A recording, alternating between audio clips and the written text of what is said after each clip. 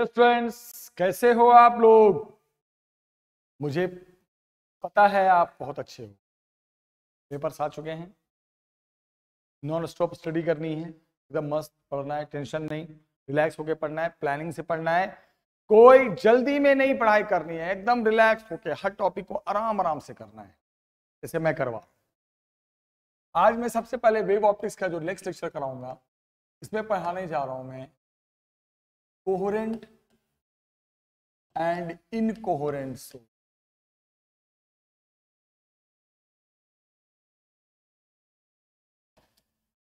Topic ये discuss करूंगा। उसके बाद मैं एक टॉपिक पढ़ाऊंगा एम्पलीट्यूड ऑफ वेव क्या होता है, जिसे हम मैं ए से इंडिकेट करूंगा आज की क्लास में, ये भी बताऊंगा। फिर भी बताऊंगा कि भाई इंटेंसिटी ऑफ वेव क्या होती है, इसे हम आई से इंडिकेट करते हैं। सब चीजों को मैं बताने जा रहा हूं, ध्यान से सुनना। कि जब वेव है क्या, सोर्स वेव है क्या, एनर्जी है। एनर्जी डिस्टरबेंस से जो एक जगह से दूसरी जगह ट्रेवल करती है, मूव करती है, कौन लेकर जाता है, पार्टिकल्स ऑफ द मीडियम। तो जब कोई चीज वाइब्रेट करती है ना, तो एक होता है उसका स्टार्टिंग पोजीशन। जैसे मैं यहां से वाइब्रेट करना शुरू किया, मैं यहां से यहां गया, वापस आ गया, तो जितना दूर मैं मैक्सिमम जा पाया, आपने पढ़ा होगा 11th क्लास में। बोलो सर 11th की बात मत करो सर, वो तो भूल गए, कोई बात नहीं, दोबारा याद करा देता हूं।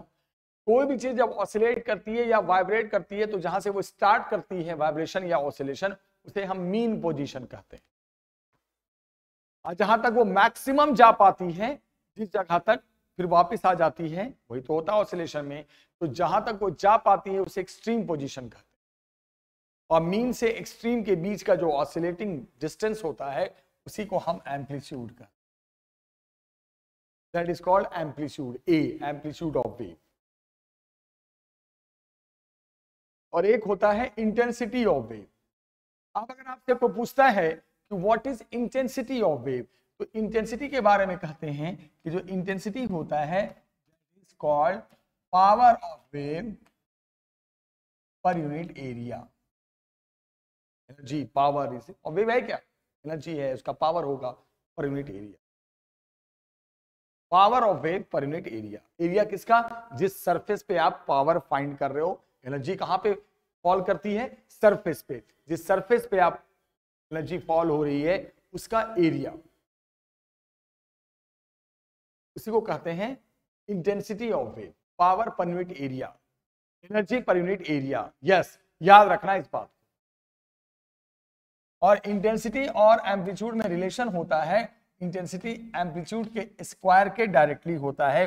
ये बहुत इंपॉर्टेंट बात है, इसको आप कभी नहीं भूलना बेटा, कि इंटेंसिटी एम्पलीट्यूड के स्क्वायर के डायरेक्टली होता है। इसको आप हमेशा याद रखना, relation between intensity and amplitude.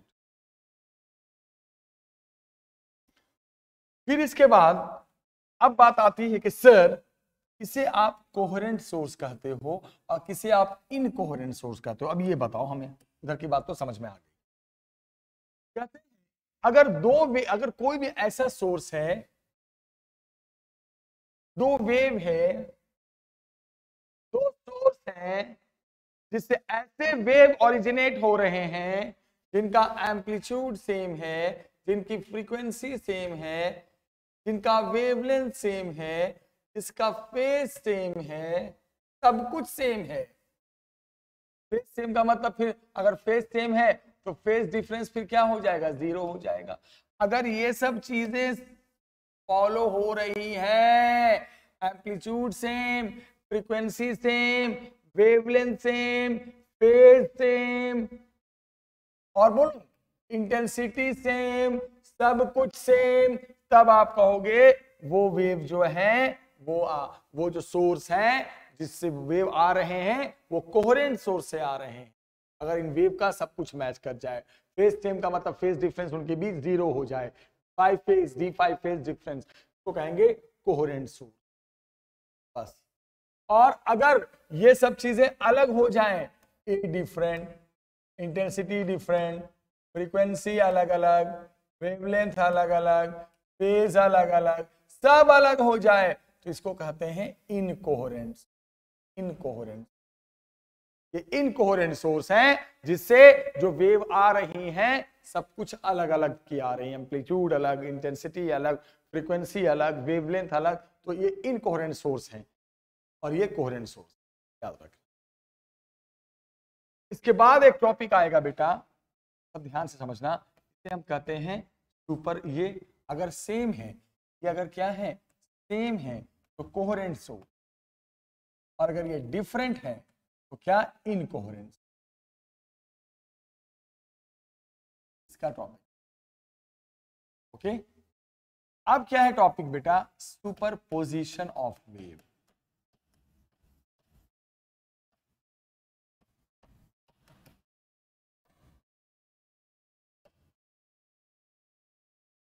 आपको मैं एक बात बताता हूं, हर वेव, वेव क्या है, एनर्जी है, जो कौन लेकर जाता है, पार्टिकल ऑफ द मीडियम, एक जगह से दूसरी जगह प्रोपगेट करते हुए वेव एनर्जी आगे बढ़ती है ना। तो क्या बताया गया बेटा, ध्यान से सुनना कि ये जो एनर्जी है, वेव है, इसका अपना इक्वेशन होता है।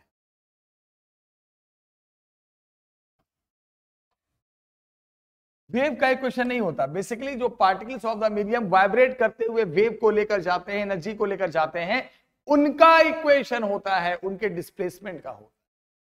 डिस्प्लेसमेंट इक्वेशन 11 से पढ़ते आ रहे हो, होता है A sine omega t plus minus k. This is called the equation of the wave. इसमें ए क्या है, एम्पलीट्यूड है, और ये पूरा जो ओमेगा टी और ये के एक्स देख रहे हो ना, ये होता है, यही होता है फेज, इसी को फेज कहते हैं। पूरा फेज होता है, पूरा एंगल फेज होता है। तो ये वेव का इक्वेशन होता है। इक्वेशन में आगे जो लगा होता है वो वेव का एम्पलीट्यूड होता है, एक्स जो होता है वो पार्टिकल का, वेव का डिस्प्लेसमेंट होता है, और वाई जो होता है वो पार्टिकल का डिस्प्लेसमेंट होता है। ये वेव का, ये पार्टिकल का, पार्टिकल का मतलब समझ रहे हो ना आप, जो पार्टिकल मूव करके आगे जा रही है, उतना छोड़ो आप, ये वेव का इक्वेशन होता है। कोई भी wave, sound wave, light wave, और ये ए एम्पलीट्यूड। तो अब क्या कहा गया, ये जो सुपरपोजिशन क्या चीज है वो बता रहा हूं मैं। कहा ये गया कि सुपरपोजिशन में ये बताया जाता है बेटा कि जब बहुत सारे वेव आपस में मिलते हैं, बहुत सारे, एक नहीं, हजार, लाखों, करोड़ों, बहुत सारे वेव मिलते हैं, सो मेनी वेव, बहुत सारे वेव मिल रहे हैं, राइट। तो जब वेव बहुत सारे मिलते हैं तो आपको पता है एक नया वेव बनता है। वेव और वेव मिलके क्या कोई मैंगो बन जाएगा, कोई टोमेटो बन जाएगा, वेव ही तो बनेगा। तो अब जब आप नए वेव का इक्वेशन फाइंड करोगे, इक्वेशन ऑफ वेव का मतलब क्या होता है, डिस्प्लेसमेंट ऑफ वेव, वाई, तो आप वेक्टर फॉर्म में लोगे, कोई डिस्प्लेसमेंट है, सारे वेव के इक्वेशन को ऐड करोगे, then you can get the equation of the final wave and resultant wave. Wave का इक्वेशन मैंने बताया अभी 2 मिनट पहले, जितने भी वेव हैं सबके इक्वेशन को ऐड, ऊपर एरो का मतलब वेक्टर रूल से। क्या है वेक्टर रूल का मतलब, एक तरफ जा रहे हैं सारे वेव तो प्लस कर दो, अपोजिट आ रहे हैं तो माइनस कर दो। इस तरह आप रिजल्टेंट वेव का इक्वेशन फाइंड कर सकते हो। This is called superposition of wave. This is called superposition of wave. याद रखना बेटा, और याद रखना सुपरपोजिशन के बाद, अब सुनो, 2 तरह के सुपरपोजिशन होते हैं, सुनो ध्यान से। एक होता है कंस्ट्रक्टिव सुपरपोजिशन और एक होता है डिस्ट्रक्टिव सुपरपोजिशन। बोलोगे सर इसका क्या मतलब हुआ, इसका यह मतलब हुआ कि जब दो वेव आपस में कंबाइन करते हैं तो जो नया वेव बनता है, अगर वो सेम डायरेक्शन में कंबाइन कर रहे हैं, सेम डायरेक्शन में मूव कर रहे थे दोनों वेव, और तब वो आपस में कंबाइंड हो गए तो एक नया वेव बना, नए डायरेक्शन में बना, सेम डायरेक्शन में बना, और बनने के बाद अगर रिजल्टेंट एम्पलीट्यूड, सुनो ध्यान से जो मैं बोल रहा हूं, कंस्ट्रक्टिव हुआ, नया वेव बना, नए वेव का इक्वेशन आया, अब जो ए आर रिजल्टेंट एम्पलीट्यूड उस वेव का, रिजल्टेंट इंटेंसिटी उस वेव की, कौन से वेव की, जो मिलने से बना, दोनों वेव के मिलने से बना, जो सेम डायरेक्शन में आ रहे थे, याद रखना सेम डायरेक्शन में। अगर ये सब मैक्सिमम हो गया, मैक्सिमम हो गया, मिलने के बाद जो नया वेव बना अगर मैक्सिमम हो गया, रिजल्टेंट एम्पलीट्यूड वेव का, नए वेव की रिजल्टेंट इंटेंसिटी सब मैक्सिमम हो गई बेटा, मैक्सिमम, तब आप कहोगे this is the constructive superposition. ये मिलना कंस्ट्रक्टिव है, दो या दो से ज्यादा जितने भी मिल रहे हो, अगर रिजल्टेंट सब कुछ मैक्सिमम हो रहा है तो कंस्ट्रक्टिव। इसको मैं आपको देखो ग्राफिकली समझा सकता हूं। वेव का इक्वेशन जानते हो ना, साइन या कॉस में होता है, एक वेव ऐसे, राइट, एक वेव ऐसे और एक वेव ऐसे।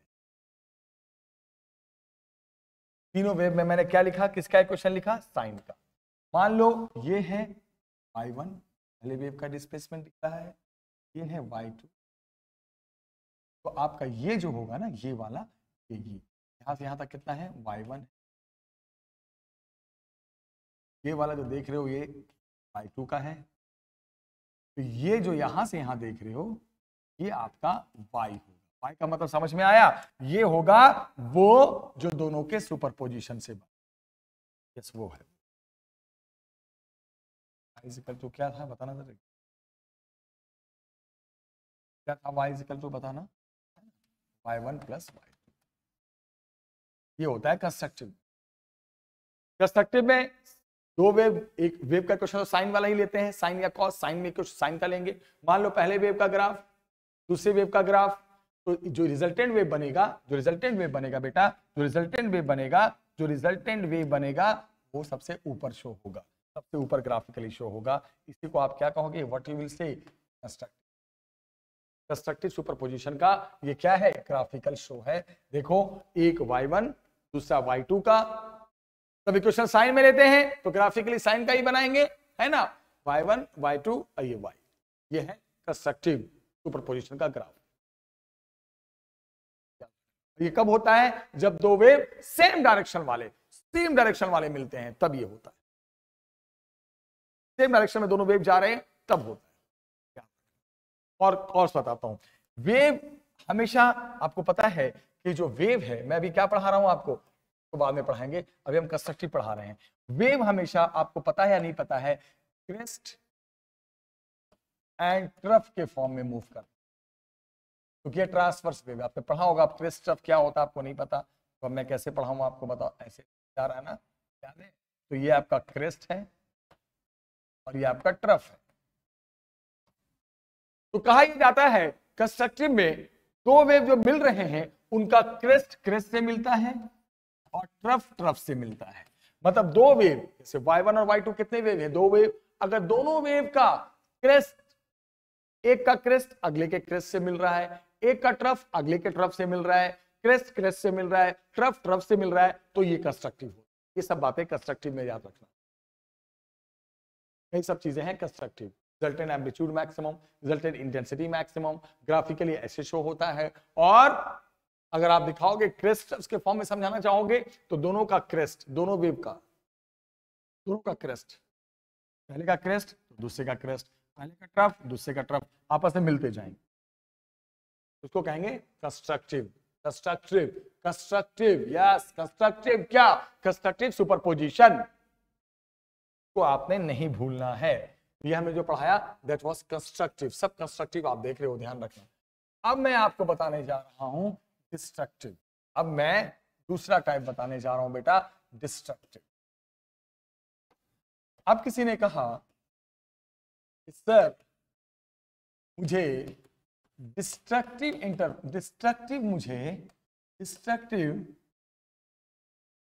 क्या, डिस्ट्रक्टिव बताओ बेटा, डिस्ट्रक्टिव सुपरपोजिशन समझाओ। तो इसमें यह बताओगे कि डिस्ट्रक्टिव में यह होता है कि यहां पर दो वेव जब मिलते हैं तो मिलने के बाद जब रिजल्टेंट एम्पलीट्यूड आता है, रिजल्टेंट इंटेंसिटी आती है, सब मिनिमम हो जाती है।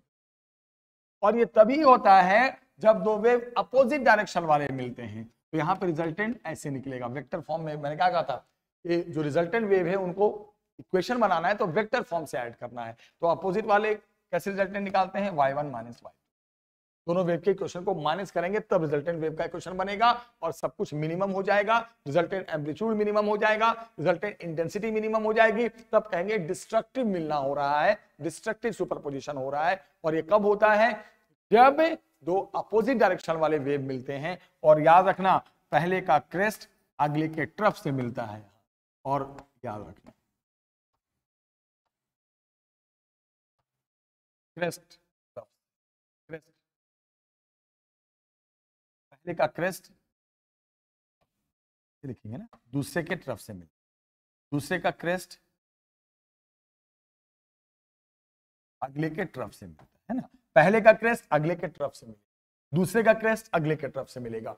आई मीन टू से मैं क्या कहना चाह रहा हूं बेटा, मैं ये कहना चाह रहा हूं, ध्यान देना, मैं ये कहना चाह रहा था कि क्रेस्ट ट्रफ से मिलता है, तब मिलता है, तब ये बनता है डिस्ट्रक्टिव सुपर। पहले का क्रेस्ट अगले के ट्रफ, दूसरे का क्रेस्ट अगले के ट्रफ। इसको ग्राफिकली समझना है तो ग्राफिकली समझ लो आप। ये मान लो पहला वेव है ना, मान लो y1 है। ये दूसरा वेव नीचे से दिखाना पड़ेगा। बोलोगे नीचे से क्यों दिखाओगे सर, बिल्कुल नीचे से दिखाएंगे कि डायरेक्शन अपोजिट है, तो एक प्लस साइन तो एक माइनस साइन। अब इनके बीच में ये रिजल्टेंट वेव बन जाता है, ये है इक्वेशन। अब बोलोगे साइन, एक साइन प्लस में एक साइन माइनस में, क्योंकि दोनों वेव अपोजिट डायरेक्शन वाले मिलते हैं तब होता है डिस्ट्रक्टिव। और उनके बीच में छोटे एम्पलीट्यूड का, छोटे साइज का, छोटे रिजल्टेंट का, छोटे इंटेंसिटी का रिजल्टेंट वेव बन जाता है। तो ये डिस्ट्रक्टिव का graphical structure, constructive and destructive. समझ में आ गया होगा मुझे पक्का विश्वास। तो बोलोगे सर आपने बहुत अच्छे से समझाया कंस्ट्रक्टिव एंड डिस्ट्रक्टिव, बहुत अच्छी बात है सर। अब इसी में एक टॉपिक फिर बनता है,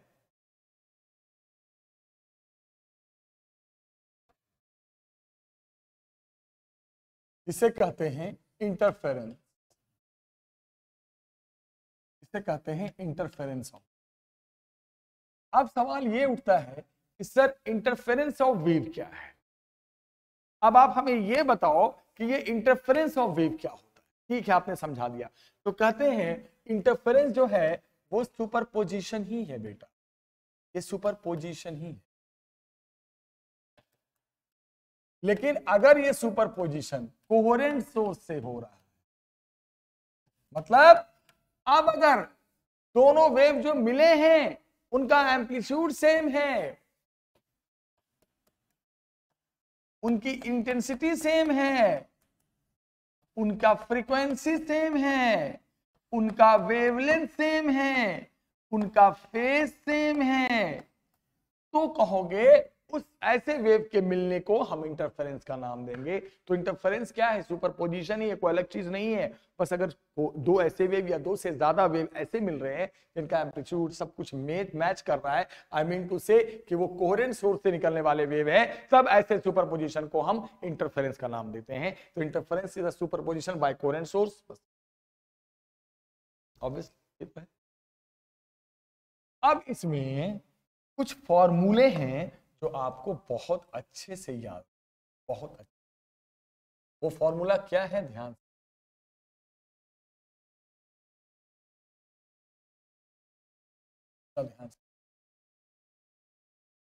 फॉर्मूला क्या है ध्यान से सुनो। मान लो A1 A2 ये एम्पलीट्यूड है, ओके, दो वेव हैं जिसका एम्पलीट्यूड क्या है, A1 और A2, ओके। एम्पलीट्यूड समझते हो ना, वेव के इक्वेशन में आता है ना एम्पलीट्यूड किसका, वेव का इक्वेशन में हम लिखते हैं किसका है, पार्टिकल्स ऑफ द मीडियम का। तो A1 A2 क्या है, एम्पलीट्यूड है। I1 एंड I2 इंटेंसिटी है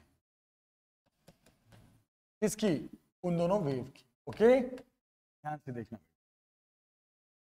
और पाई, पाई मान लो दोनों के बीच का फेज डिफरेंस, दो वेव होंगे तो उनका भी अपना फेज होगा, इनका भी अपना फेज होगा। तो फाई यहां पर क्या है, फेज डिफरेंस बिटवीन वेव। अब देखो अब ए आर का मतलब दो वेव मिले, नया वेव बना, उनका amplitude.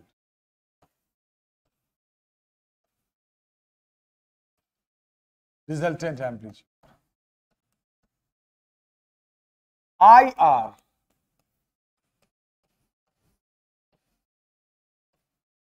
IR is what? Resultant intensity. बहुत इंपॉर्टेंट चीज है, अच्छे से सुनना, ध्यान से सुनना और बहुत अच्छे से याद भी रखना है। सुनो ध्यान से। उसके बाद क्या है, सुनो बेटा, उसके बाद जब इतना आप समझ गए, दो वेव का एम्पलीट्यूड, दोनों की इंटेंसिटी, फेज डिफरेंस, ये अब एक डायग्राम में बताऊंगा। जैसे ये मान लो आपके पास ये स्क्रीन है और दो सोर्सेज ऑफ लाइट है, एक S1 है और एक S2। यहां से भी लाइट गई और यहां से भी लाइट गई, और दोनों लाइट जाकर स्क्रीन पे कहां पर जाकर मिल गई? P पे। तो ये क्या है? आपका एक स्क्रीन है, दो सोर्स ऑफ लाइट है, दोनों से लाइट रह गई और P पॉइंट पे जाकर मिल गई। यहां पे इनका हो गया क्या? सुपरपोजिशन। यहां पे इनका क्या हो गया बेटा? सुपरपोजिशन। तो क्या कहा गया यहां पे? S2P minus S1P। ये रे लंबाई ज्यादा है, इसकी पाथ लेंथ ज्यादा है, इसकी पाथ लेंथ कम है, तो दोनों की जो पाथ लेंथ का डिफरेंस होगा उसे हम पाथ डिफरेंस, ऐसे हम y से इंडिकेट करेंगे पूरे चैप्टर में। याद रखना। और दोनों वेव के बीच, रेस जो भी बोल रहे हो, दोनों वेव लेंथ, ये वेव लेंथ का डिफरेंस है, दोनों वेव का जो फेज डिफरेंस होगा इन दोनों वेव के बीच, तो हम इसे फाई से कहते हैं। तो एक रिलेशन होता है phi is equal to 2 pi upon lambda into y. बहुत इंपॉर्टेंट फॉर्मूला है। This is the what? This is the phase difference और पाथ डिफरेंस में रिलेशन। याद रखना, मान लो दो सोर्सेस से दो वेव निकले, जाके पी पे सुपरपोजिशन हो गया, तो ये इनकी लेंथ का जो डिफरेंस होगा वो पाथ डिफरेंस होगा, इसे वाई से मैं इंडिकेट करूंगा। और इन दोनों के बीच जो फेज डिफरेंस होता है, फेज डिफरेंस और पाथ डिफरेंस में ये रिलेशन होता है। बहुत इंपॉर्टेंट फॉर्मूला है, कभी नहीं भूलना इसको। Relation between the path difference of two wave and phase difference. Lambda जानते हो वेवलेंथ, पाई मानते हो फिक्स। तो जब आपने ये सीख लिया, तो अब मैं बहुत सारे, आज अभी क्लास बहुत इंपॉर्टेंट है कॉम्बिनेशन के पॉइंट से, अब मैं आपको बताऊंगा कि हम रिजल्टेंट एम्पलीट्यूड कैसे निकालते हैं। No need to derive, derivation नहीं है, सिर्फ फॉर्मूला याद रखना। एम्पलीट्यूड क्या है? डिस्प्लेसमेंट है, मैक्सिमम डिस्प्लेसमेंट है, वेक्टर ही तो है। तो दो वेक्टर का रिजल्टेंट निकालने का फॉर्मूला पढ़ा है ना आपने 11th क्लास में? p स्क्वायर, पहले का स्क्वायर, का square, 2a1 a2। This is the formula. ये फॉर्मूला याद रखना। ये फॉर्मूला होता है जब दो वेव आपस में मिलते हैं, जब उनका सुपरपोजिशन होता है, तो रिजल्टेंट एम्पलीट्यूड निकालने का याद रखना। ये फॉर्मूला होता है। क्या फॉर्मूला है रिजल्टेंट एम्पलीट्यूड निकालने का? क्या फॉर्मूला होता है रिजल्टेंट वेव के एम्पलीट्यूड निकालने का? अंडर रूट पहले वेव के एम्पलीट्यूड का स्क्वायर, दूसरे वेव के एम्पलीट्यूड का स्क्वायर, टू पहला वेव का एम्पलीट्यूड, दूसरे का cos फाई। याद, बहुत इंपॉर्टेंट फॉर्म। अब बताओ, अब मान लो अगर सोर्सेस कोहेरेंट हो जाए, सोचो तो, अगर सोर्सेस क्या हो जाए? कोहेरेंट हो जाए। दिमाग लगा। तो कोहेरेंट का मतलब क्या मैंने कहा था? फिर A1 और A2 सेम हो जाएगा, A हो जाएगा। तो उस केस में क्या बन जाएगा ये फॉर्मूला? सोचने वाली बात है। Under A square plus A square plus 2AA, दो बार फिर मिल गया, A स्क्वायर cos। मैं उसी फॉर्मूले को दोबारा लिख रहा हूं जब सोर्स कोहेरेंट मान लेंगे। तो क्या आ गया बताना जरा बेटा?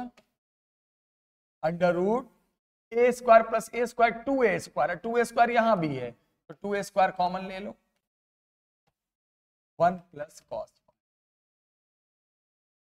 अब देखो फॉर्मूला बनने जा रहा है under root 2A square 1 plus cos theta, trigo का फॉर्मूला है, 1 प्लस कॉस फाई। ट्रिगो में पढ़ोगे या पढ़ लिया होगा, नहीं पढ़ा तो देख लो, 2 cos square 5/2 angle 1 plus cos phi, 2 cos square 5/2, 1 minus cos phi 2 sine square 5/2। ये फॉर्मूला होता है 1 प्लस कॉस फाई का। तो अब ब्रैकेट से बाहर निकालोगे तो मुझे जहां तक लग रहा है क्या आ जाएगा? 2 2 जा 4, 2 बन जाएगा, ए स्क्वायर बाहर आकर ए बन जाएगा, कॉस स्क्वायर बाहर आकर कॉस बन जाएगा। तो दिस इज द कॉस 5। तो अब बताओ, ये दोनों के दोनों फॉर्मूले रिजल्टेंट एम्पलीट्यूड निकालने के हैं। फर्क जब ये सोर्स कोहेरेंट ना हो, जब इनकोहेरेंट सोर्स हो, अलग अलग एम्पलीट्यूड के वेव हो, तब तो ये फॉर्मूला। और अगर कोहेरेंट सोर्स है तो आप चाहे तो रख के इतना टाइम बर्बाद करो या डायरेक्ट याद रखो 2a cos 5/2। ये फॉर्मूला क्या था? रिजल्टेंट एम्पलीट्यूड निकालने। ये रिलेशन किसके बीच था? पाथ डिफरेंस और फेज डिफरेंस की। ये क्या था? रिजल्टेंट एम्पलीट्यूड निकालने। बहुत इंपॉर्टेंट पॉइंट है, ध्यान से पढ़ो, ध्यान से समझो बेटा, सब चीजों को कभी भूलना नहीं, राइट। अब मैं एक बात बताना चाह रहा हूं, देखना। जब आपने इतना देख लिया है, इतना समझ लिया है, ये फॉर्मूला समझ गए हो, ये फॉर्मूला समझ गए हो, ये फॉर्मूला समझ गए हो, तो अब जरा मैं एक नए कॉन्सेप्ट में आता हूं, ध्यान से। अभी आपने क्या समझा? क्या फॉर्मूला था रिजल्टेंट एम्पलीट्यूड निकालने का? बताना जरा बेटा। a1 square plus a2 square plus 2a1 a2 cos 5, यही था ना? और ऊपर से रूट था ना बेटे, इनकोहेरेंट सोर्स के लिए जब एम्पलीट्यूड अलग अलग था। एक काम करो, काम ये करो, आप इसको स्क्वायर करो, दोनों साइड स्क्वायर कर, इस फॉर्मूले को स्क्वायर कर दो तो रूट हट जाएगा। a1 स्क्वायर आ गया, a2 स्क्वायर आ गया, 2a1 आ गया, a2 आ गया, cos 5 आ गया। और अभी मैंने क्या पढ़ाया था कि जो इंटेंसिटी होती है, जैसे रिजल्टेंट इंटेंसिटी रिजल्टेंट एम्पलीट्यूड के स्क्वायर होगी। पढ़ाया था ना मैंने जो इंटेंसिटी होती है वो एम्पलीट्यूड के स्क्वायर के डायरेक्टली होगी। तो I1 अगर लिखना चाहें A1 स्क्वायर के डायरेक्टली होगा, I2 लिखना चाहें तो A2 स्क्वायर के डायरेक्टली होगा। क्योंकि कोई भी इंटेंसिटी आप जानते हो अच्छे से, कोई भी इंटेंसिटी एम्पलीट्यूड के स्क्वायर के क्या होती है? डायरेक्टली होती है। तो मैं ऐसा क्यों कर रहा हूं, आप समझे या नहीं समझे? इसलिए कि अब इसको हटाकर मैं I रिजल्टेंट लिख दूंगा, इसको हटाकर मैं I1 लिख दूंगा, इसके स्क्वायर को मैं I2 लिख दूंगा प्लस 2 लिख दूंगा, और A1 को हटाकर मैं रूट I1 लिख दूंगा, A2 को हटाकर मैं रूट I2 लिख दूंगा। सर कैसे? एम्पलीट्यूड का स्क्वायर I बन जाता है I, A1 का स्क्वायर I1, A2 का स्क्वायर I2, और सिर्फ A है तो अगर A का स्क्वायर I बनता है, A का स्क्वायर अगर I बनता है तो रूट लगा देंगे तो ऑब्वियस सी बात है root I1 root I2 cos 5। तो ये किसका फॉर्मूला हो गया? रिजल्टेंट इंटेंसिटी का। बोलोगे सर प्रोपोर्शनल हटाओगे तो कांस्टेंट भी तो आएगा, लेकिन सब जगह कांस्टेंट रखोगे तो left side right side cut ही जाएगा, बचेगा कहां? तो ये फॉर्मूला जो है ये रिजल्टेंट इंटेंसिटी निकालने का है, ये फॉर्मूला रिजल्टेंट एम्पलीट्यूड निकालने का था, ये फॉर्मूला रिजल्टेंट इंटेंसिटी निकालने का है। याद रखना इन सब बातों को। फिर अगर मैं कहूं कि भाई ऐसा है कि अब अगर सोर्स कोहेरेंट हो जाए, सोर्सेस क्या हो जाए? कोहेरेंट। कोहेरेंट का मतलब समझ में आया? क्या होता है बेटा कि एम्पलीट्यूड सेम, मैंने बताया था अभी 2 मिनट पहले, इंटेंसिटी सेम, इसको कहते हैं ना सोर्सेस कोहेरेंट हो गए। तो उस केस में अगर कोहेरेंट हो जाएगा तो क्या हो जाएगा? I रिजल्टेंट सोचो, I1 I2 सेम, ये भी I, ये भी I, ये भी कितना? रूट I मिलके I cos 5। I रिजल्टेंट क्या हो गया? सोचो, I plus I 2I common ले लो, ब्रैकेट में क्या आ गया बेटा? 1 प्लस cos 5 हो गया। और अभी क्या पढ़ाया था? 1 प्लस cos 5 का फॉर्मूला भी देखो 2 मिनट वीडियो बैक करके, क्या आया था? ये 2I, इसका फॉर्मूला क्या था? याद करो, 1 प्लस cos 5 का 2 cos स्क्वायर 5/2 होता है ना ट्रिगो में, 1 प्लस cos 5 का फॉर्मूला आ गया। जब ये फॉर्मूला आ गया तो अब क्या लिख सकते हो इसको? I resultant is equal to, देखो ध्यान से, 2 2 जा 4, 4I cos स्क्वायर 5/2। ये जो फॉर्मूला है ये रिजल्टेंट इंटेंसिटी का है, ये भी है और ये भी है। फर्क इतना कि जब नॉन कोहेरेंट सोर्स हो, और ये कब, जब कोहेरेंट सोर्स। ये एम्पलीट्यूड सारे फॉर्मूले आपको याद रखने, तो फॉर्मूला एकदम मस्त तरीके से याद रखो। क्या नीट और क्या जेई सब होगा आपसे, 12वीं तो हो ही जाएगा। अब ध्यान से देखना है, ध्यान से आप रिजल्टेंट एम्पलीट्यूड को देखो या आप रिजल्टेंट इंटेंसिटी को देखो, दोनों फॉर्मूले में कॉस फाई आ रहा है। तो अगर मैं बोलूं और कंस्ट्रक्टिव सुपरपोजिशन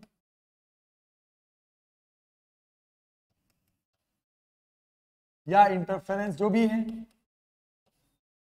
क्या फर्क है सुपरपोजिशन इंटरफेरेंस में? वही है, नॉन कोहेरेंट सोर्स अगर सोर्सेस कोहेरेंट हो जाए तो वही सुपरपोजिशन इंटरफेरेंस कहलाता है, तो एक ही चीज। तो सोचो कंस्ट्रक्टिव कब होता है, मैंने पढ़ाया था ना, जब रिजल्टेंट एम्पलीट्यूड, रिजल्टेंट इंटेंसिटी सब क्या हो जाए, मैक्सिमम हो जाए। अब सोचो रिजल्टेंट एम्पलीट्यूड या रिजल्टेंट इंटेंसिटी मैक्सिमम कब होगा, जब इसमें लगा हुआ cos फाई जो फॉर्मूले में वो मैक्सिमम हो जाए। ये मैक्सिमम कब होगा, जब cos फाई मैक्सिमम हो जाए। अब cos फाई मैक्सिमम कब होता है, सोचने वाली बात है कि सर cos फाई कब कब मैक्सिमम, cos फाई मैक्सिमम यानी 1 पे आ जाए। अब cos फाई sin फाई की मैक्सिमम वैल्यू कितनी होती है, 1 ही तो होती है, और कुछ थोड़ी होती है बेटा, 1 होती है। तो बोलोगे सर कब कब 1 होता है, ये भी बता दो, सोचने वाली बात है। तो cos फाई 1 कब होगा, जब फाई 0 हो जाए, फाई 2 पाई हो जाए, फाई 4 पाई हो जाए, इन सभी एंगल पे cos फाई 1 होता है। तो बहुत सारे जब एंगल आ जाए तो एक कॉमन बन जाता है एंगल, बना दो इसको 2n पाई बना दो। ऐसे अगर इनको आप 0 रखोगे पहला एंगल आ जाएगा, इनको 1 रखोगे दूसरा एंगल आ जाएगा, इनको 2 रखोगे दूसरा एंगल आ जाएगा। तो ये समझ में आ गया कि जब आप कंस्ट्रक्टिव इंटरफेरेंस में जाओगे, जब आप रिजल्टेंट एम्पलीट्यूड या रिजल्टेंट इंटेंसिटी मैक्सिमम होगा, तो एक बात समझ लो, उस समय जो फेज डिफरेंस होगा वो वेव के बीच वो इस कंडीशन को फॉलो करेगा 2n पाई। एन वेरी कराते जाओ, सारे फेज डिफरेंस आते जाओ। कंस्ट्रक्टिव की बात चल रही है, ये किसकी बात चल रही है, कंस्ट्रक्टिव। अब बताओ बेटा, 2 मिनट की बात है, ध्यान से बताओ कि अभी मैंने क्या कहा था 2 मिनट पहले, फाई, एक मिनट, फाई का रिलेशन पाथ डिफरेंस के साथ होता है 2 pi upon lambda into y. अभी वीडियो बैक करके देखना, जो स्क्रीन बनाया था, स्क्रीन 2 रेज ले गया था, वाई पार्ट डिफरेंस, ये फेज डिफरेंस। तो इस हिसाब से अगर मैं अब फाई के जगह पे ये रख दूं 2n pi is equal to right side क्या आ गया 2 पाई अपॉन लैम्डा इनटू क्या आ गया y आ गया, तो 2 पाई क्या हो गया, दोनों तरफ कैंसिल हो गया, तो y इजिकल टू कितना आ गया बेटा n लैम्डा। यस, क्या आ गया y इजिकल टू, बोलो, y इजिकल टू आ गया n लैम्डा। ये हो गया कंस्ट्रक्टिव जब इंटरफेरेंस होगा, जब कंस्ट्रक्टिव सुपरपोजिशन होगा, तो ये फेज डिफरेंस का कॉन्सेप्ट है, इस कंडीशन पे आना चाहिए। पार्ट डिफरेंस n लैम्डा होना चाहिए, n का मतलब 0 1 2 3, बहुत सारे पार्ट डिफरेंस होंगे, जितने रेज उतने पार्ट डिफरेंस आपस में होगा, तो ये सब याद रखना कंस्ट्रक्टिव के लिए। अब बोलोगे सर जब आप इतना बता रहे हो तो कंस्ट्रक्टिव में आप जानते हो सर कि जो A रिजल्टेंट होगा वो अब A मैक्सिमम हो जाएगा, वो मैक्सिमम होगा, अब जो I रिजल्टेंट होगा वो भी मैक्सिमम होगा, तो मैक्सिमम होगा, बिल्कुल मैक्सिमम होगा, क्योंकि अब सब मैक्सिमम हो गया है। तो अब बताओ सर कंस्ट्रक्टिव में A जो रिजल्टेंट होगा वो मैक्सिमम कहलाएगा, तो क्या हो जाएगा इसका आंसर, बताओ सर। बोले भी बता देता हूं, देखो क्या हो जाएगा, A1 square plus A2 square plus 2A1 A2। बोलो कैसे, बोलो कैसे, बोलो कैसे, ये तो 1 हो गया, अब तो 1 चलेगा मैक्सिमम में, तो ये किस पे आ गया बेटा, ये आ गया A1 plus A2 whole square और ऊपर से अंडर रूट, हो गया ना A प्लस बी के होल स्क्वायर पे, और ये हट जाएगा, रूट स्क्वायर हट गया, तो A मैक्सिमम आ गया। बोलोगे सर आ गया A1। यस, इसका मतलब जब कंस्ट्रक्टिव सुपरपोजिशन हो तो रिजल्टेंट मैक्सिमम होगा, सीधे जोड़ देंगे, इतना करने की जरूरत नहीं है अगर कंस्ट्रक्टिव लिख दिया है तो। कंस्ट्रक्टिव होने के लिए फेज डिफरेंस, कंस्ट्रक्टिव होने के लिए पाथ डिफरेंस, कंस्ट्रक्टिव होगा तो मैक्सिमम क्या एम्पलीट्यूड होगा, ये सब बातें बहुत इंपॉर्टेंट है। अब बोलोगे सर अब मुझे आई मैक्सिमम बताओ।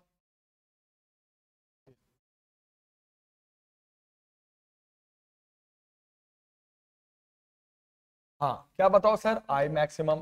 फिर वही बात आ गई बेटा, फिर वही बात, आई के फॉर्मूले में ये मैक्सिमम होगा तो cos फाई 1 होगा, इसको 1 कर दो तो क्या बचेगा बताना, बचेगा I1 plus I2 plus 2 root I1 into root I2। अब अगर आपका मैथ्स अच्छा है तो ये साफ दिख रहा है, जैसे cos फाई को 1 करोगे तो ये बन जाएगा, ये मैक्सिमम होने पे साफ दिख रहा है, मुझे तो दिख रहा है, आपको पता नहीं दिख रहा नहीं दिख रहा है, ये रूट I1 लिखता हूं नीचे, ये है रूट I1, देख लो आप चेक कर लो, ये root I1 plus root I2 का होल स्क्वायर, मैंने चेक कर लिया, आप चेक कर लेना। ये अगर ध्यान से देखोगे तो ये देखो, आप चेक कर लो, root I1 plus root I2 का होल स्क्वायर खोलो, देखो ये आ जाएगा।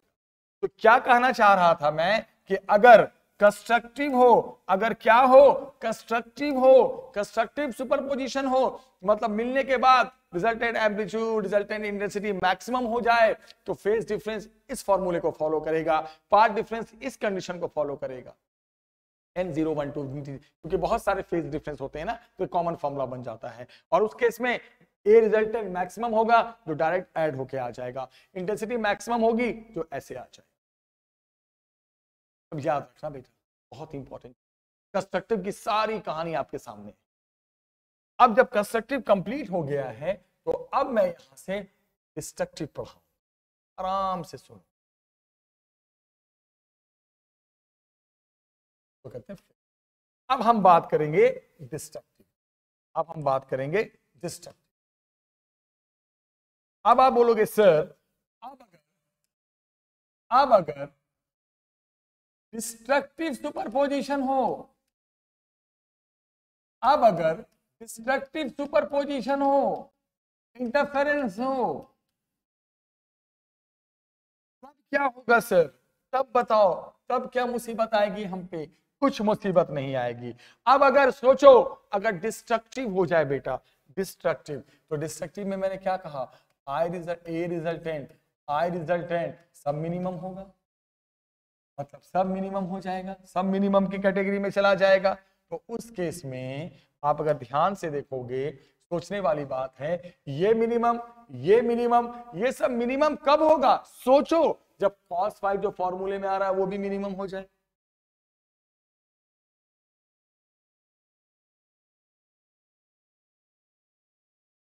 है कि नहीं, ये सब कब मिनिमम होगा, सोचो ना बेटा, cos फाई मिनिमम, मैक्सिमम पे मैक्सिमम, मिनिमम पे मिनिमम, ये तो है, तो कुछ है ही नहीं। तो अब बोलोगे सर ये मिनिमम कब होगा, सोचने वाली बात है। cos फाई कौन कौन से एंगल पे मिनिमम होता है, जैसे आपने पढ़ा होगा sin फाई मैक्सिमम कब होता है, ये मैक्सिमम कब होता है। तो अब ये बताओगे ना कि सर अब ये बताओ कि ये कब कब cos फाई मिनिमम होता है, तो आपने पढ़ा था कि sin और cos की मैक्सिमम वैल्यू 1 होती, पढ़ा था या नहीं पढ़ा था, प्रयत्न नहीं पढ़ा था तो पढ़ लो। और मिनिमम कब होता है, जब इसकी वैल्यू -1 होती, तो कब कब -1 होगा, एक तो पाई पे, 3 पाई पे, 5 पाई पे, इन सभी एंगल पे cos फाई -1 सभी एंगल। अब बोलोगे सर इतने सारे एंगल का कॉमन फॉर्मूला बनाओ, मैं बना देता हूं, पाई का फॉर्मूला बन गया, देखो जो मैं बना रहा हूं वही याद रखना, 2n + 1 × पाई। आपको विश्वास नहीं तो देखो n0 1, आप देख लो, चेक कर लो तो सही, रखो n0 पाई, रखो n1 3 पाई, रखो n2 5 पाई, तो ये कॉमन फॉर्मूला बन गया किस चीज का, फेज डिफरेंस का। यस, कब, जब डिस्ट्रक्टिव सुपरपोजिशन होगा, जब मिलने के बाद रिजल्टेंट एम्पलीट्यूड रिजल्टेंट इंटेंसिटी सब की सब मिनिमम हो जाएगी। फिर मैंने क्या पढ़ाया था आपको, वही कहानी दोबारा है क्या, फेज डिफरेंस को, यार ये कलर में आप क्यों चेंज हो रहा है भाई, समझ ही नहीं है कि नहीं, टेंशन ही टेंशन। क्या फॉर्मूला मैंने पढ़ाया था, फेज डिफरेंस को लिख सकते हैं पार्ट डिफरेंस के टर्म में 2 पाई अपॉन लैम्डा × y, है ना, पढ़ाया था ना मैंने, स्क्रीन बना के नहीं समझाया था, 10-15 मिनट बैक करना वीडियो, आप दोबारा देख लेना। तो यहां से पाई को आप क्या लिख सकते हैं बेटा, 2n + 1 इंटू पाई, पाई के यहाँ पे लिख दिया इंटू पाई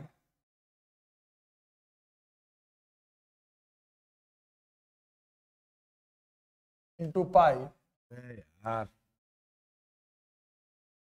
इजिकल टू, इधर क्या है 2 pi upon lambda into y. क्या क्या मैंने जो रिलेशन होता है पाथ डिफरेंस और फेज डिफरेंस में उसको यूज कर लिया और जो कंडीशन है वो अप्लाई कर दिया।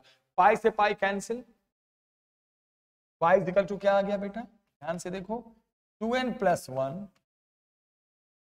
Lambda by 2। यस, ये आ गया मिनिमम होने के लिए, डिस्ट्रक्टिव सुपरपोजिशन होने के लिए, मिनिमम होने के लिए क्या आ गया, पाथ डिफरेंस, क्या आ गया, फेज डिफरेंस। ये मिनिमम होने के लिए। मैक्सिमम में क्या था बताइए, मैक्सिमम में क्या था 2n पाई, यहां मिनिमम में 2n + 1 इंटू पाई, वही डिस्ट्रक्टिव में। वहां कंस्ट्रक्टिव में क्या था पाथ डिफरेंस n लैम्डा, यहां 2n + 1 बाय 2। यस, अब बताओ, अब आप बोलोगे सर अब मुझे ए मिनिमम बताओ, मैं बिल्कुल बता दूंगा। जब ये रिजल्टेंट मिनिमम होगा कब होगा, जब ये -1 हो जाए। जैसे आप -1 रखोगे तो ये क्या बन जाएगा, a1 square plus a2 square -2a1 a2, है ना। ये -1 रखोगे तो ये आ जाएगा। ये शायद अगर ध्यान से देखोगे क्या गया, a1 -a2 का होल स्क्वायर और ऊपर से रूट, ये रूट हट गया स्क्वायर से, मिनिमम आ गया, मिनिमम आ गया a1 - 2। यस, यानी कि अगर डिस्ट्रक्टिव मिलना हो रहा है तो सीधे माइनस करके ये मिनिमम a1 माइनस, सही नहीं, वहां प्लस था यहाँ माइनस है। अब बोलोगे सर डिस्ट्रक्टिव में इंटेंसिटी भी बता दो, तो क्या आई मिनिमम हो जाएगा। आई का फॉर्मूला है रिजल्टेंट निकालने का, यहाँ cos फाई क्या कर दोगे, -1 कर दोगे। जैसे ही -1 रखोगे क्या आ जाएगा बेटा बताना, I1 + I2 -2 I1 into I2। बस ये गौर से देखोगे तो ये किसका फॉर्मूला बन रहा है, देख लो आप, √ I1 - √I2 का whole square. This is the formula of minimum intensity. Yes, वो कंस्ट्रक्टिव था, ये डिस्ट्रक्टिव है। कंस्ट्रक्टिव का मतलब सब कुछ मैक्सिमम, डिस्ट्रक्टिव का मतलब सब कुछ मिनिमम। अलग अलग कंडीशंस होते हैं, अलग अलग फॉर्मूले होते हैं, सब याद रखना। पूरा टॉपिक मैंने फिनिश कर दिया, अच्छे से याद रखना, तब तो मजा आएगा क्वेश्चंस करने में। अब जरा इस पे हम एक दो एग्जांपल्स बताते हैं ताकि आज ये टॉपिक ही क्लियर हो जाए और आपको समझ में आए। जैसे एक एग्जांपल करा, एक छोटा सा सवाल आया, if A1 A2 find ratio of, सवाल आपके सामने है बेटा कि अगर दो वेव हैं जिनका एम्पलीट्यूड का रेशियो A1 और A2 का रेशियो अगर 2:1 है तो उनके मैक्सिमम और मिनिमम इंटेंसिटी का रेशियो क्या हो। ऐसा सवाल, ऐसी बात आप मजाक में ले रहे हो क्या हमें, अरे हम हल्के में मत लो हमें, तो चुटकी बजा के कर देंगे सवाल को, मैं समझता हूं आप कर दोगे। सबसे पहले A1/A2 कितना दे रखा है, 2/1। थोड़ा सा दिमाग लगाएंगे, थोड़ा सा, ज्यादा नहीं यूज करना, थोड़ा सा करना है भाई, है कि नहीं, बचा के रखना है, फ्यूचर में काम आएगा। अब आप कर लो, एक ट्रिक पढ़ा होगा कॉम्पोनेंडो एंड डिविडेंडो, इस पे आ जाओ। क्या मैं अगर राइट साइड A1 + A2 करूं, दोनों को ऊपर नीचे ऐड कर दूं तो इधर भी करना पड़ता है, नीचे A1 - A2 कर दूं इधर भी वही काम करना पड़ता है। इसको कहते हैं कॉम्पोनेंडो एंड डिविडेंडो। आप बताओ, बोलो अरे सर A1 + A2 आ गया, ये तो अभी आपने पढ़ाया था, ये तो सर A मैक्सिमम होता है सर। अरे A1 - A2, अरे सर ये तो A मिनिमम होता है सर। ये क्या कमाल कर दिया आपने, A मैक्सिमम A मिनिमम का रेशियो निकाल दिया। सॉरी सर, मुझे तो I मैक्सिमम चाहिए। फिर बोलोगे सर आपने ये भी तो पढ़ाया था कि एम्पलीट्यूड का स्क्वायर कर देंगे तो I बन जाएगा। तो अब बोलोगे सर एक काम करो, अब एक काम करो, आप अब काम ये करो कि ए मैक्सिमम और ए मिनिमम जो आया है ना सर, इसका स्क्वायर करो। उधर भी स्क्वायर करोगे तो 9/1। स्क्वायर करने से क्या फायदा हुआ सर, मैं बताता हूं। ए एम्पलीट्यूड का स्क्वायर आई बन जाता है, तो ये बन गया क्या, आई मैक्सिमम और आई मिनिमम का रेशियो आ गया 9:1। Yes, finish. और तो कुछ था ही नहीं। क्वेश्चन हो बिल्कुल हो जाएंगे। अब उल्टा सवाल देता, आई मैक्सिमम आई मिनिमम का रेशियो देता, A1 A2 का पूछता तो उल्टा चल लेते, रिवर्स में चले जाते। क्वेश्चन ऐसे आएंगे तो आप जरूर कर लोगे। अब जब आपने ये क्वेश्चन कर लिया तो एक क्वेश्चन हम और देखते हैं, बस अब जल्दी क्लास एंड कर रहा हूं, टेंशन मत। एक क्वेश्चन ये है, if path difference between two wave is lambda. क्या बोला उसने, अगर दो वेव के बीच पाथ डिफरेंस लैम्डा है, मतलब लाइट के वेवलेंथ के बराबर है, देन जो आई रिजल्टेंट था वो के बराबर, कोई वैल्यू होगी के, छोड़ो हटाओ, के बराबर। फिर पूछा है फाइंड आई रिजल्टेंट इफ, अगर पाथ डिफरेंस λ/3 हो जाए तो बताओ अब नया रिजल्टेंट इंटेंसिटी क्या होगा। पहले के था, अब क्या। तो बोलोगे सर फिर वही बात, फिर हल्के में ले रहे हो हमें। अरे कौन सा सवाल दिया है, पहले पाथ डिफरेंस लैम्डा है तो रिजल्टेंट इंटेंसिटी के है, अब पाथ डिफरेंस अगर λ/3 हो जाए तो नई रिजल्टेंट इंटेंसिटी क्या होगी, यही पूछा है ना सर, बता देते हैं। बोलोगे सर देखिए कैसे हो, आप सुनो सर, मुझे पाथ डिफरेंस दिया और आपने फॉर्मूला पढ़ाया था फेज डिफरेंस निकालने का, फॉर्मूला 2π/λ इंटू वाई। अगर पाथ डिफरेंस है तो फेज डिफरेंस निकाल सकते हैं। अब बोलोगे sir y is equal to 2π/λ, पहले केस में क्या पाथ डिफरेंस है, लैम्डा है, लैम्डा कट के 2π आ गया। चलो सर पाथ डिफरेंस से मैंने फेज डिफरेंस निकाल दिया फॉर्मूले से। अब सर बताओ, ध्यान से बताओ, अब रिजल्टेंट इंटेंसिटी क्या होता है। अच्छा एक बात और बोला है इसने बोला है सवाल में कि सोर्सेस जो हैं वो कोहेरेंट हैं। यस, यानी कि इस सवाल में A1 A2 A लेना है, I1 I2 I लेना है, सोर्सेस कोहेरेंट हैं इस सवाल में, सेम एम्पलीट्यूड। तो बोलोगे सर अब रिजल्टेंट इंटेंसिटी निकालते हैं।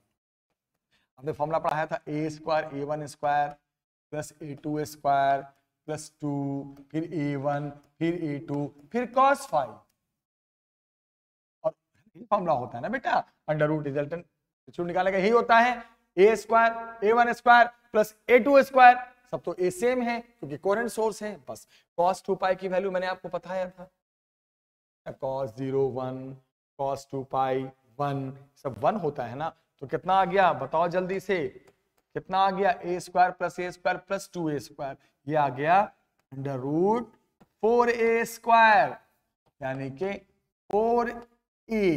यस हो गया ना।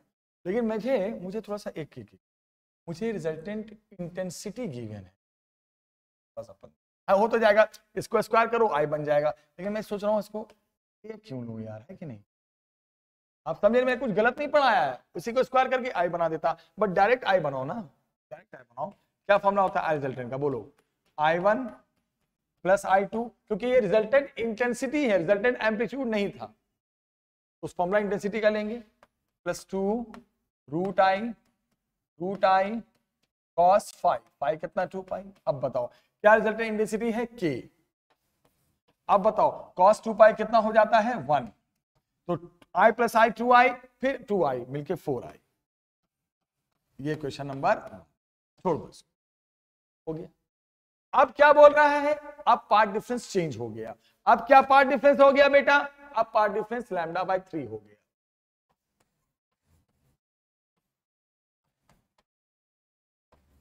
ओके, तो अब फिर इससे निकालो नया फेज डिफरेंस, 2π/λ इंटू कितना λ/3, है ना, होता है ना, 2 pi upon lambda into y, ये फॉर्मूला होता है ना। तो अब जो पार्ट डिफरेंस है, जो पहले लैम्डा था, अब path difference lambda by 3 cut गया, तो अब नया फेज डिफरेंस कितना आ गया,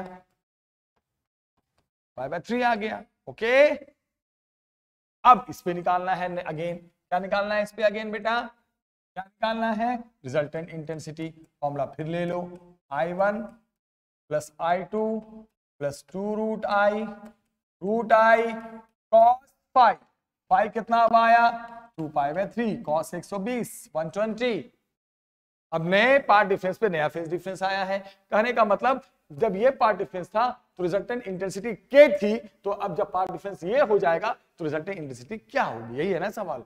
चलो आई रिजल्टेंट क्या आ गया, सोचो, कॉस 120 ये 120 है, की वैल्यू होती है -12। ओके, तो -12 रखोगे तो क्या होगा, 2 और 2 कट जाएगा, तो क्या बच जाएगा, I plus I minus I। कैसे, -2 से 2 कट गया, I माइनस I, ये कट के I बचा, तो I resultant is equal to I। This is equation number 6। पहला equation I resultant is equal to, पहले से K इक्वल टू 4I, पहला रिजल्टेंट तो K था, रख दिया, अब निकालना है। अब दोनों इक्वेशन को डिवाइड कर दो, आ जाएगा, डिवाइड दो, डिवाइड करोगे तो क्या आ जाएगा बेटा, I resultant by K is equal to I by 4I। I cut गया, I रिजल्टेंट कितना आ गया, K बाय 4। यस, यानी कि ये आया कि जब पार्ट डिफरेंस लैम्डा था तो अगर उस समय रिजल्टेंट इंटेंसिटी K थी, तो अब जब पार्ट डिफरेंस लैम्डा बाय 3 हो जाएगा तो अब रिजल्टेंट इंटेंसिटी K बाय 4 हो जाएगा। ये था क्वेश्चन, इसी पे जो पढ़ाया था ना, जो अभी मैं पढ़ा रहा हूं ना अपनी देर से, उसी पे क्वेश्चन प्रैक्टिस करा रहा हूं। एक लास्ट क्वेश्चन, सच वाला लास्ट, झूठ वाला नहीं। एक एग्जांपल है,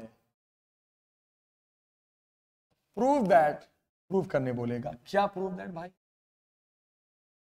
I resultant is equal to I maximum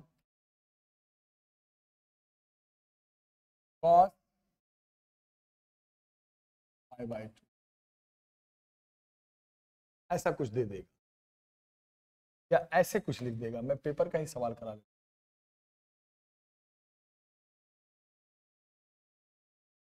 क्या प्रूव करने आएगा, देखो, करने के लिए पहले मैं आपको पहले फॉर्मूला बता दूं। पहले फॉर्मूला बताओ तो क्या था फॉर्मूला, I मैक्सिमम का फॉर्मूला क्या था, जल्दी बताओ, fast fast fast fast, root I1 plus root I2 का होल स्क्वायर, यही था ना। ओके, यही था ना। अब मुझे बताओ ध्यान से, अगर सोर्सेस कोहेरेंट है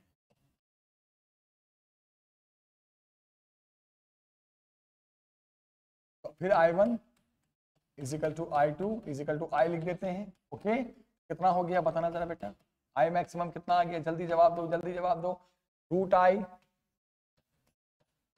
प्लस रूट I का होल स्क्वायर कितना आ गया, सोचो, I मैक्सिमम कितना आ गया, जल्दी जवाब दे दो, आ गया रूट I 4। कब, जब सोर्सेस कोहेरेंट होते हैं मैक्सिमम।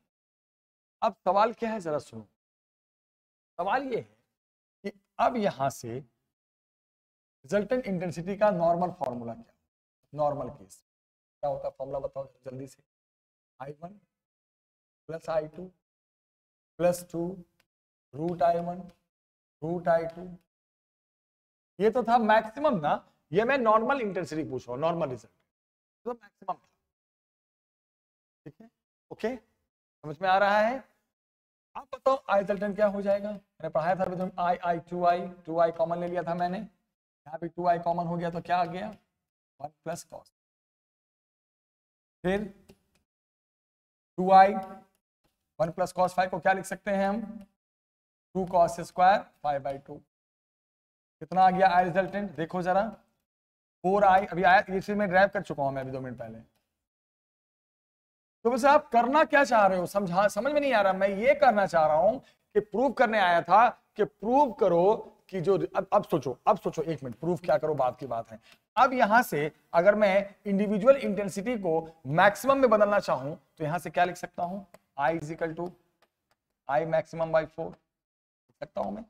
बहुत सारे लोग मैक्सिमम को I नॉट बोलते हैं, I not maximum I not बोलते हैं, इसको लोग I नॉट बोलते हैं, पेपर में लिख देते हैं तो I नॉट बाई 4। अब मैं क्या कर रहा हूं, ये जो I आया है इस I की जगह पे I नॉट बाई 4 लिख देता हूं, इंटू कितना cos स्क्वायर 5। यहां से 4 कट गया, I रिजल्टेंट आ गया कितना I नॉट cos स्क्वायर 5/2। बोलोगे सर ये क्या पढ़ाया आपने, मैं बताता हूं, ये भी रिजल्टेंट इंटेंसिटी का फॉर्मूला और ये भी रिजल्टेंट इंटेंसिटी का फॉर्मूला। जब सोर्सेस क्या हो, कोरेंट हो, फर्क ये कि ये इंडिविजुअल इंटेंसिटी के फॉर्म में है और ये मैक्सिमम इंटेंसिटी के फॉर्म में है।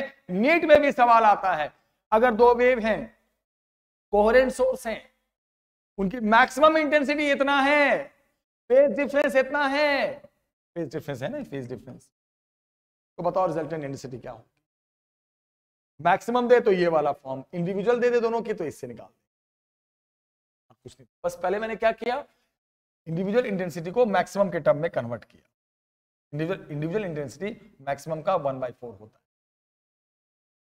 बस उसके बाद रख दिया। तो रिजल्टेंट इंटेंसिटी ये भी है, रिजल्टेंट इंटेंसिटी ये भी है, ये इंडिविजुअल इंटेंसिटी के फॉर्म में है, ये मैक्सिमम इंटेंसिटी के फॉर्म में है। समझ में आ गया बेटा, पूरा टॉपिक फिनिश कर दिया। थैंक यू कहो आप मेरे को, पूरा टॉपिक फिनिश कर दिया। और जब हम नेक्स्ट सेक्शन में मिलेंगे तो एक यंग्स डबल स्लिट एक्सपेरिमेंट के साथ मिलेंगे बहुत जल्द, और बहुत जल्दी ये मैं सीरीज खत्म करूंगा, नए चैप्टर में आऊंगा। अपना ध्यान रखें, खूब पढ़ाई करें, खूब रिवीजन करें। Take care, bye bye.